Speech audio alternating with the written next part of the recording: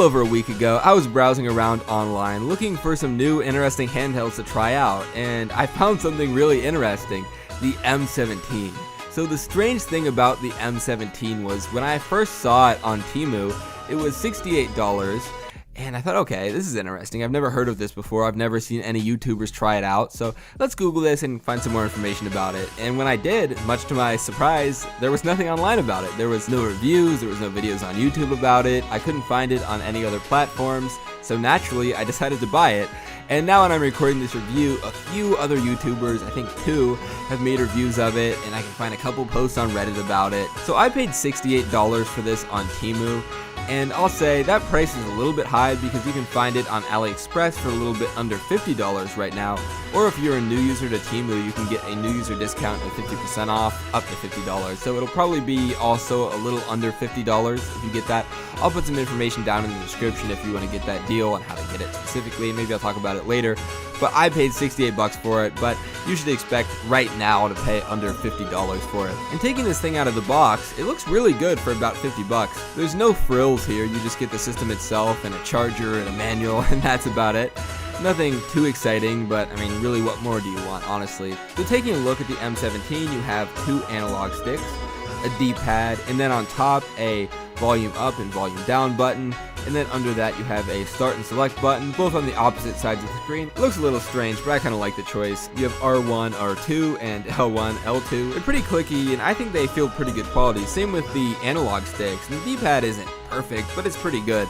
You know, for $50, there isn't too much room to complain, but I think everything here is completely usable and nothing that's worth complaining for a long period of time about. It could have some improvements, sure, but it's nothing that's going to ruin your game playing any of these games, honestly. And then looking at the top, we have a power switch, your micro SD card slot.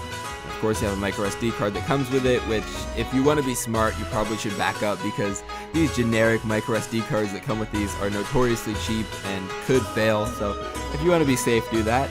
A 3.5mm headphone jack and a USB-C port. And taking a look at the back, you have one speaker, which isn't great. It can get pretty loud, but it's good. It's about what you'd expect for $50. I don't have too much to say about it. Okay, so upon powering this on, you're going to see a loading screen, and once that loading screen goes away, you're going to see it's Emulec. And it's pretty interesting for a budget device like this to have Emulec. I actually really like the interface. It's basically a horizontal slideshow of the different consoles you can emulate.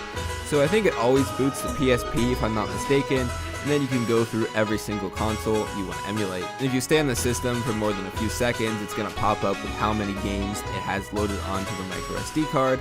And you see there's a lot of systems on here that have quite a few games preloaded. And yeah, there's not a whole lot more than that. You can press the start button and get into your settings. And looking at the settings, you can see there's not a whole lot here. You have backlight settings, which is just going to be your brightness. System settings, which is just information, which shows your version, and then language, and then restore default settings. So you'll see right here, it's very, very limited. It's very scaled back. There's many devices out there that are much cheaper than this, that have better settings than this, and are much more full featured. But for a lot of people, you're not going to need more than that. And maybe custom firmware could even be developed for this in the future, which could improve the settings and add a lot more functionality to this. But for now, it's still certainly playable. You also have the ability to search for games, which is really helpful because there's thousands of games on here. So what can this emulate? I'm going to start off first with PSP emulation. So PSP emulation is kind of hit or miss. I think that's expected for such a cheap device like this. I wouldn't expect that for something under $50 you could emulate PSP very well, but there's a lot of PSP games that can work pretty good. For example, here is me playing Tekken. I think it's Tekken 5 off the top of my head, but I'm sorry if I get that wrong. And it mostly runs very well. It's not absolutely perfect, but it's pretty good, and I had a lot of fun playing it. I just sat around testing this thing out, seeing, okay, is it actually going to keep working? You know, is there going to be points where the performance drops? And yeah, there are points in which the performance drops, like after you get knocked out. For example, there's some kind of like celebration scene, I don't know what they actually call it, where clearly it's not running at full speed, it's very choppy. But the actual fights themselves run very well and are completely playable. And there's many other PSP games that are certainly playable on this. There's not a whole lot to say about it. The ones that work do work, and it comes preloaded with a few that do work very well. But I'll say that the version that I bought, which came with a 64GB micro SD card, I think it also comes with a 128GB micro SD card if you want to pay a few more dollars for it.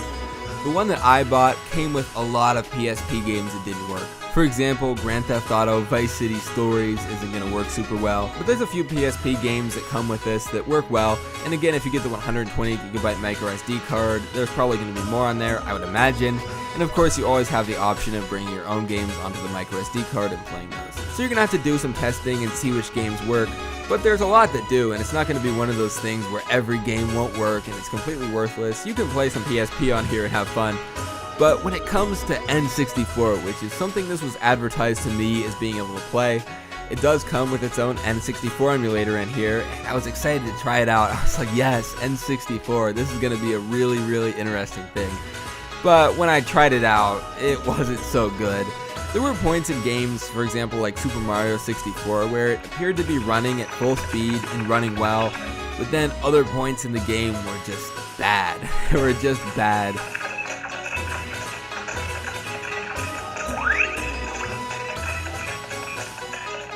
And I tested a few other games out like Ocarina of Time, and again, it was the same thing. There were points where it was playable and it looked pretty good and it was fun, but then there were other points where it really just slowed down.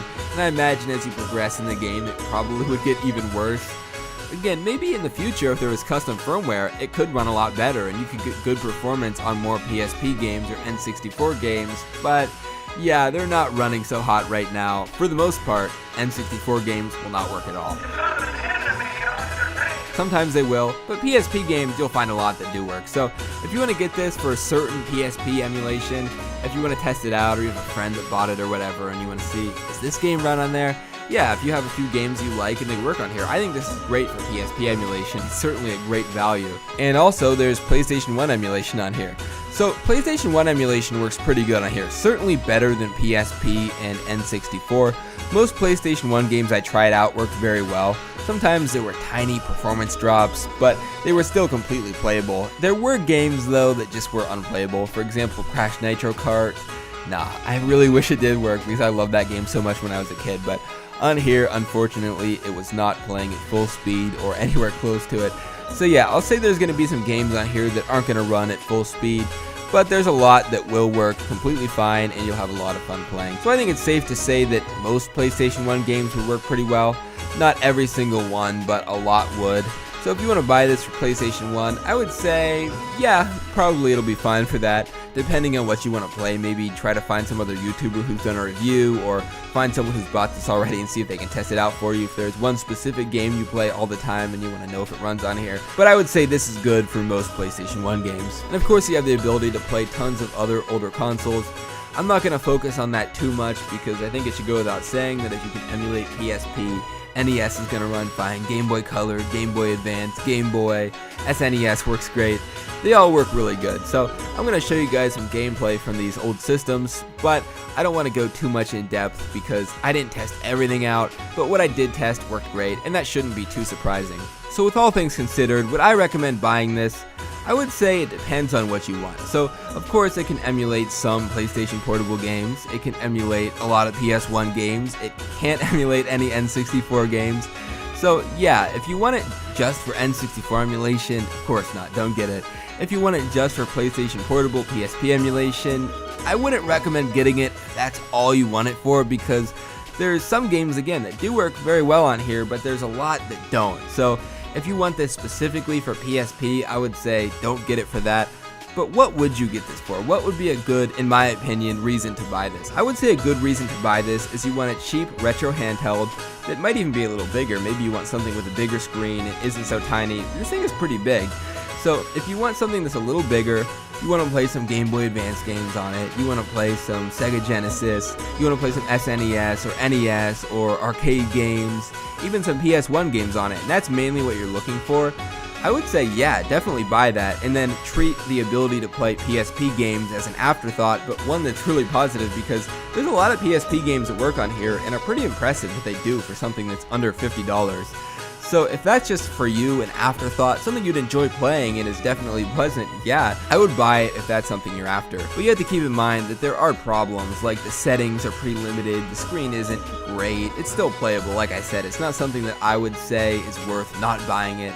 It's just not perfect, it could be better. You know, there's negatives like that. There's the battery life, which lasts maybe around 2 hours. It's 2000 milliamp hours, so it's not a great battery, but it should be fine for most use. And you also have to keep in mind that some of the problems, like the issues with the limited settings, definitely could be in the future improved with custom firmware or some kind of official software update, which has happened before. Actually, it's probably a rarity, but it has happened. Usually we have to rely on the community for those things, but it could be improved in the future. It's not like a hardware issue or something. So again, it's kind of an unknown brand, so who knows if there's going to be problems down the line with them not lasting super long or whatever. I don't know.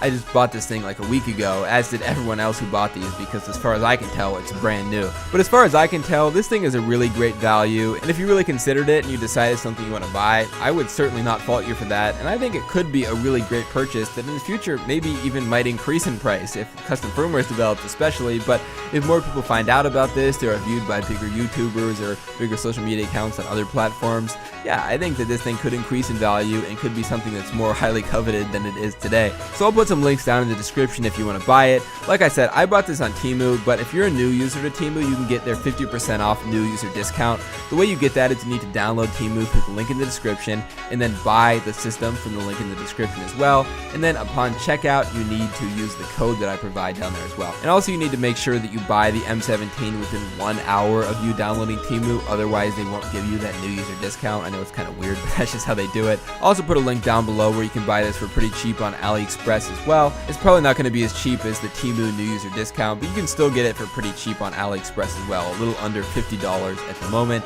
So yeah guys, if you enjoyed this video and want to see more retro handheld content like this, I really appreciate it if you leave a like and subscribe. I'll see you in the next video. Have a great rest of the day.